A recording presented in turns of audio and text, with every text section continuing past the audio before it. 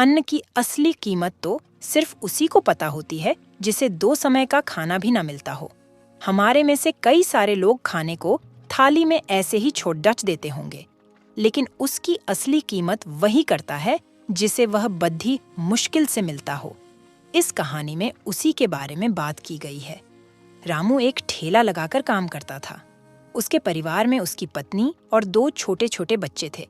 उनके बच्चों में एक लड्डैचका था और एक लड्डैचकी थी। उसकी पत्नी का नाम आरती था। उसके लड्डैचके का नाम राज था और लड्डैचकी का नाम लीला था। एक दिन ठेले पर भार ज्यादा होने की वजह से रामू उसे ठीक से संभाल नहीं पाया और तेज गति से आती ट्रक से टकरा गया। अगले ही पल उसकी मौत हो गई और उसके पीछे रह गई उसकी पत्नी आरती और 2 छोटे-छोटे बच्चे राज और लीला। एक तरफ रामू का अंतिम संस्कार किया जा रहा था और दूसरी तरफ उसके बच्चे भूख की वजह से टड-डिडहप कर रो रहे थे।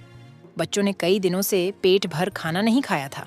उनके छोटे से बच्चों को रोते हुए देखकर पड्डेड होसियों को उस पे दया आ गई। पड्डेड होसियों ने दोनों बच्चों को खाना दिया। बहुत दिनों बाद राज और लीला पेट भरकर खाना खा रहे थे। वो दोनों आज बहुत खुश थे। एक तरफ लोग रामू की मौत पर दुहक व्यक्त कर रहे थे, वहीं दूसरी तरफ उसके अपने बच्चे बड़े चाव से भोजन कर रहे थे। आरती ने अगले कुछ दिनों तक इसी तरह उधार लेकर और इधर-उधर से मांगकर अपना और बच्चों का पेट पाला। लेकिन ये सब कितने दिनों तक चलता? कुछ समय के बाद तो लोगों ने मदद करना भी बंद कर दिया। आरती पागलों की तरह इधर-उधर काम ढूंढती रही। बहुत प्रयास करने के बाद भी उसे काम नहीं मिला। थक हार कर जब आरती घर पर लौटी तो बच्चे उम्मीद से उसकी तरफ देखने लगे। राज अपनी तुतलाती आवाज में बोला, "क्या लाई हो माँ?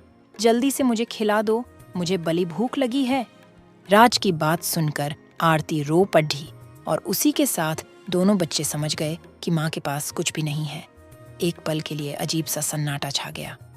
फिर लीला बोली, "माँ, ये राज कब मरेगा?" माँ ने कहा, "तू पागल हो गई हो? ऐसा क्यों बोल रही है?" माँ ने उसे डांटते हुए कहा। तभी लीला ने कहा, "माँ, जब पापा मरे थे तो उस दिन हम लोगों को पेट भर खाना मिला था। राज मरेगा तो फिर खाना आएगा ना?" लीला की बातें सुनकर माँ की आंखें फटी की फटी रही गईं। उसके पास लीला की बात का कोई जवाब नहीं था। ये सिर्फ कहानी ही नहीं है, लेकिन ये दुनिया के करोड़ों लोगों की हकीकत है। थोड़ा इस बात पर गौर कीजिए।